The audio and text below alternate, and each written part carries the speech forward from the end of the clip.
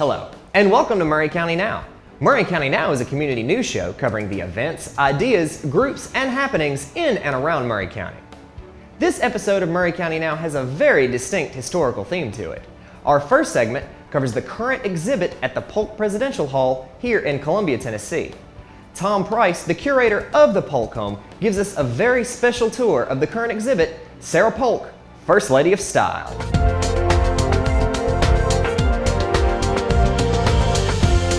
We're at Polk Presidential Hall, which is the changing exhibit facility of the James K. Polk Memorial Association. We host, design, and build 3 exhibits a year here related to James K. Polk, his time period, and the American presidency.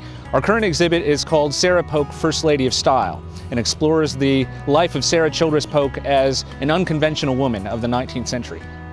Sarah Childress Polk was an unconventional woman of the 19th century, very much a product of the 19th century and the time period in which she grew up. In many ways, she was separated from it as well based on her upbringing. Although she was born and raised on the western frontier of the United States, she grew up in wealth. Her father was a merchant and a planter and a local politician, and he understood the importance of education for his children, not just his sons, but for his daughters as well, and they all had an opportunity to go off to college.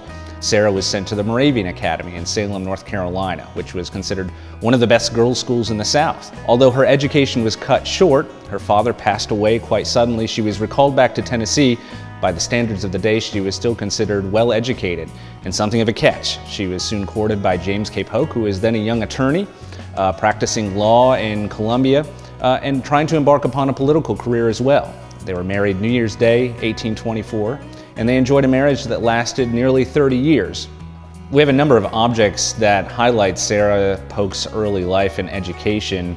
We have a music book, which is all handwritten, and the music notations are all handwritten from her time at the Moravian Academy in Salem, North Carolina. So this time period is just after the War of 1812. The book is filled with popular music of the time period, General Jackson's March and General Coffee's March.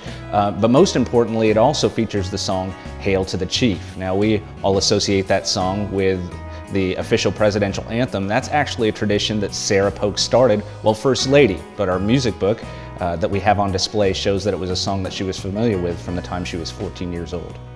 The collection that we have on display for this exhibit is exceptional. In fact, the impetus for this exhibit came through the research of an historian named Conover Hunt. And Ms. Hunt came to us wanting to do some research, write an article for the White House Historical Association on Sarah Polk. And she started, after coming and seeing our collection here, she was blown away and started doing some comparative research between what we have and what other major institutions in the country have in terms of high-end women's costume pieces. And the Polk home has one of the finest collections in the entire country. We're incredibly lucky to have the collection that we have.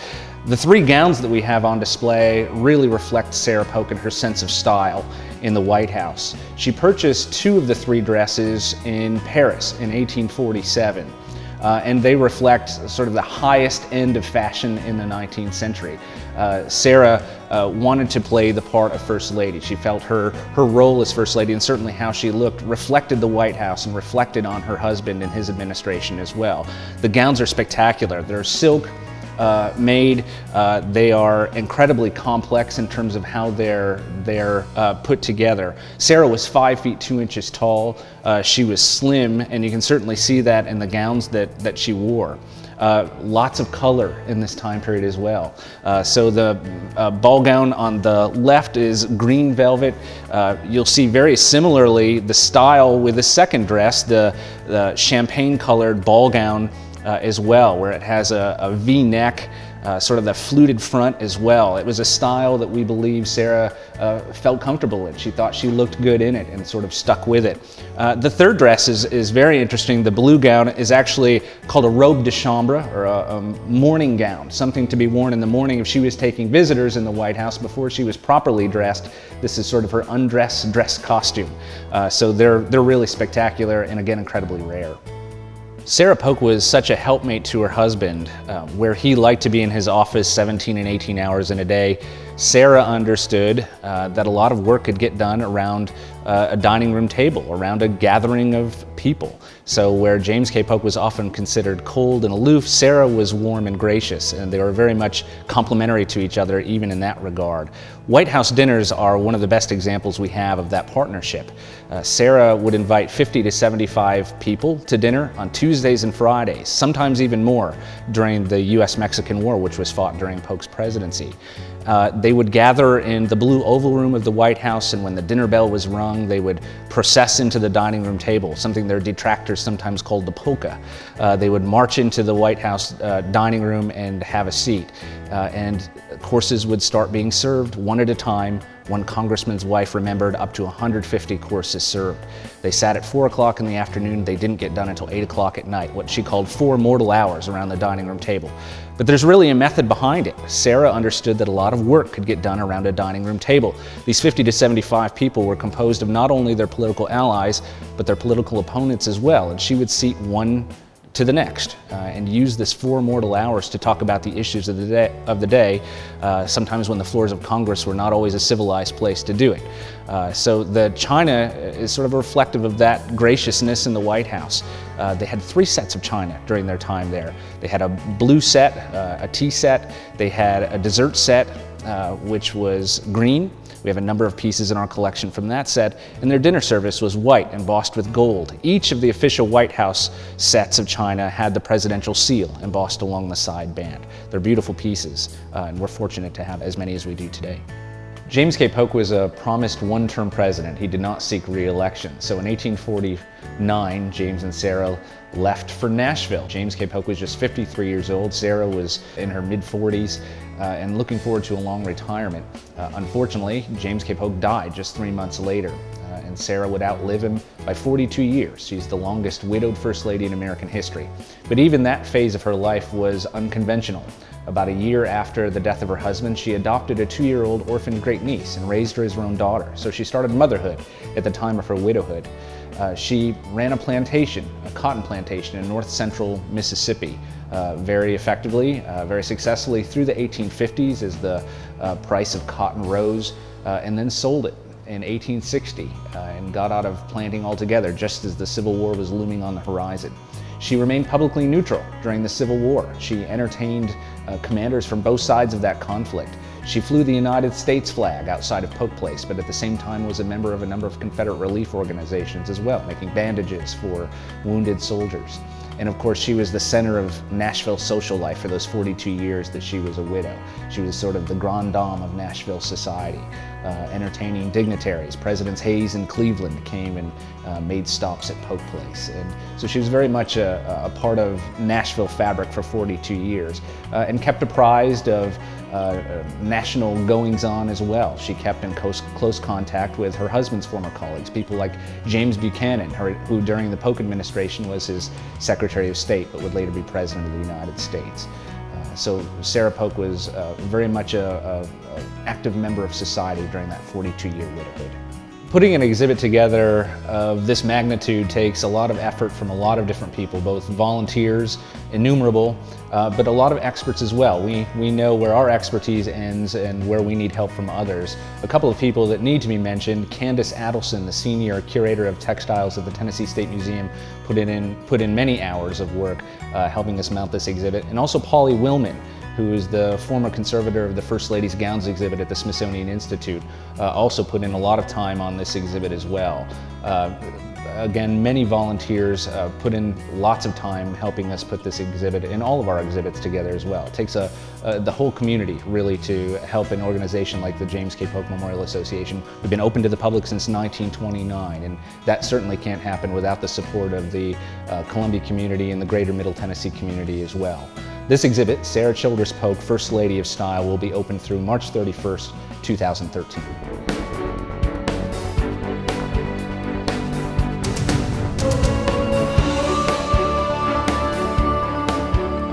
Adam Southern has returned for the scandalous history of the Polk family for his segment, Historic Maury County.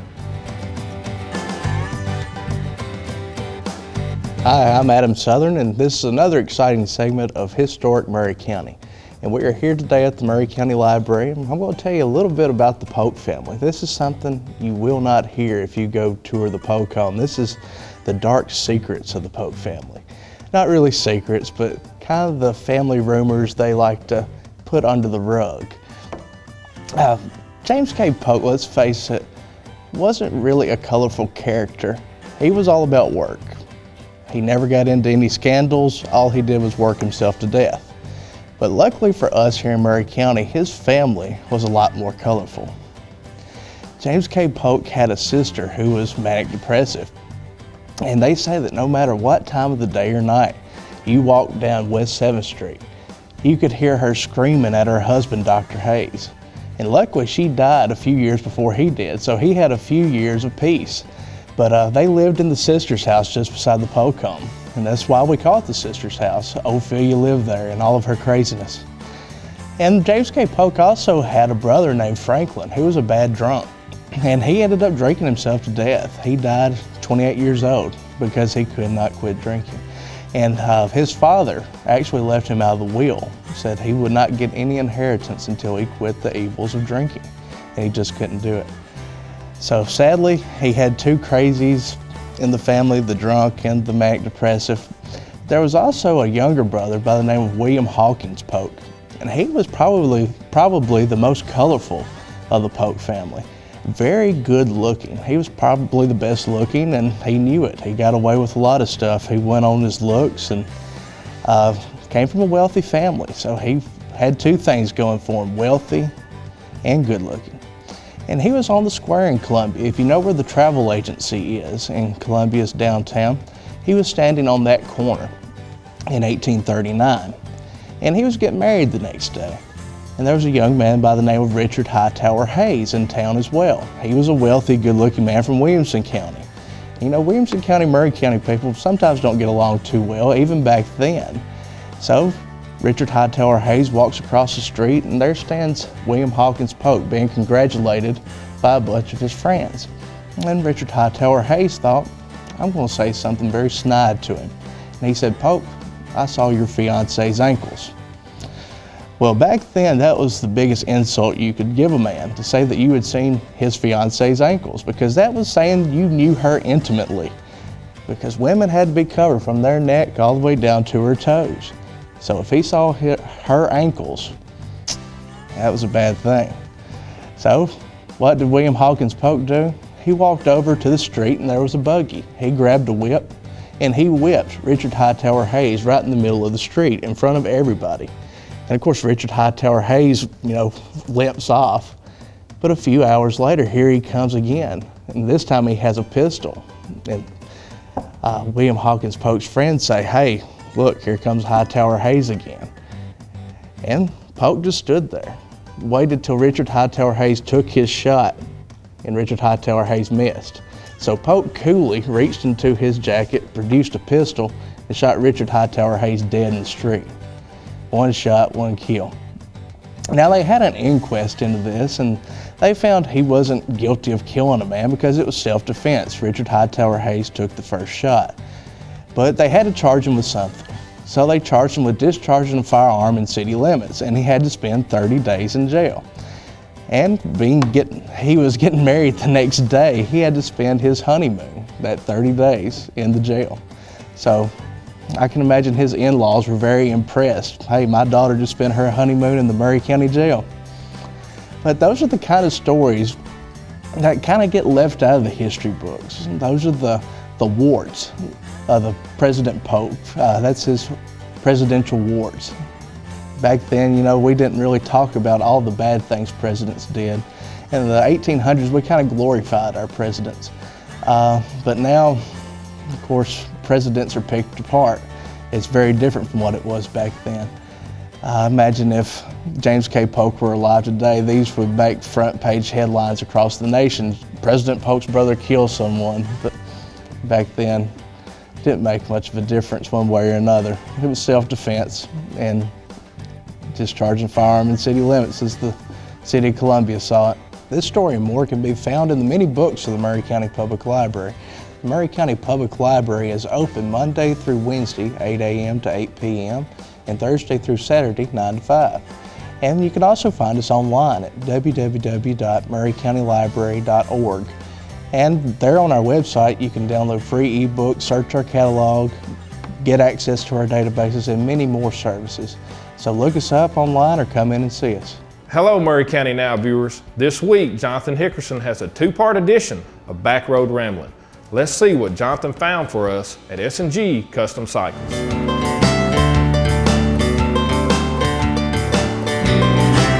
Welcome to this segment of Back Road Ramblin'.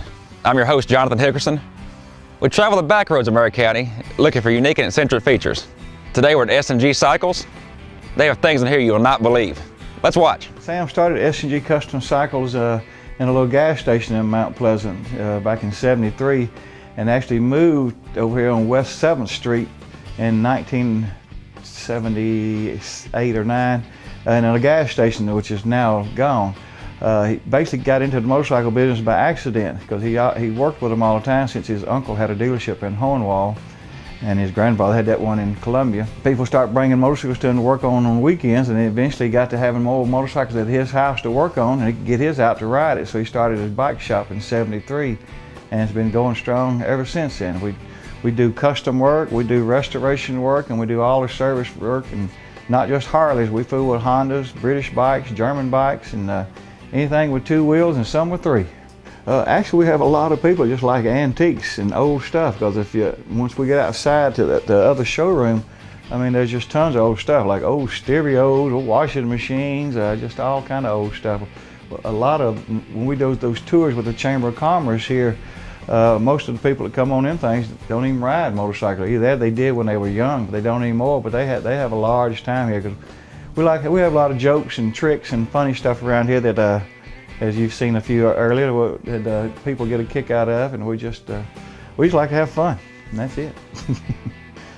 We have a lot of unique old bikes around here, antiques of course. Probably one of the more odder ones is this 1953 Harley-Davidson Dual Glide. What's neat about this one is that it has been parked since 1955.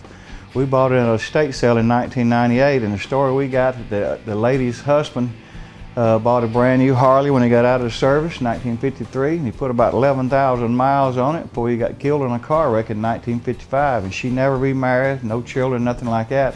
The old bike sat in her house until she passed away in 1998, and that's when we bought it.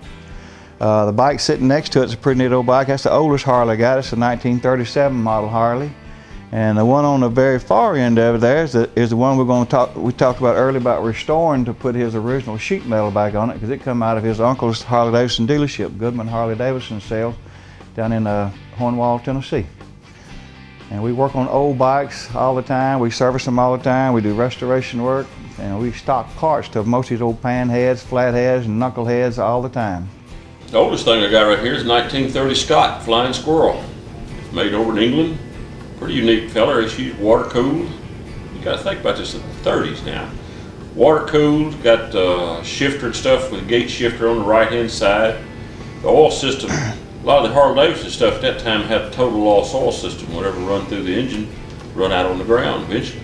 This system over here is a recycled oil system, different than all the other machines at the time. You actually look down through a little window down here and set the oil pump to what drip you want it to, how fast you're going to run. Where Harley-Davidson and some of the Indians and stuff had a pump on the gas tank, like a Coleman lantern that said after 30 mile an hour, pump vigorously, because you just couldn't get enough oil to the engines. These things was way ahead of their time. And you'll find a lot of other machines like that people don't realize. Like a couple of years later, they had an inverted front end. Like where these new machines, these custom machines, they come out with these new inverted front ends. That's not new stuff, it's old stuff. Just remade over again. I just made it prettier, that's all, a little shinier. But all this stuff's pretty tough things, and very unusual to see how they made. You had to really want to ride a motorcycle to ride one of these things. Just wasn't like jumping on it and putting it in gear and hitting starter. You had to really want it. You had to be a motorcyclist to ride it. You had to be an enthusiast to ride it. I still have a few little restoration projects here, but I also have a custom build as well. This is one of our recent finished builds right here. This is a a 110-inch RevTech panhead. It's the modern panhead Harley-Davidson motor. This is a 110-inch, and to add a little extra oomph to it, it has nitrous oxide as well. Along with the big old fat tire, which seems to be all the rage these days. And also have a 1971 version that we built that we'll show you here in a little bit. It's pretty cool. But this is the time of year we recommend people to come in to let us do custom work and fabricate and stuff like that, because things is kind of slow and it's the people not riding them near as much, and now's the time to get custom work done and things like that. So bring them on down. Stay tuned for part 2 of Back Road Ramblin', S&G Custom Cycles, on the next episode of Maury County Now.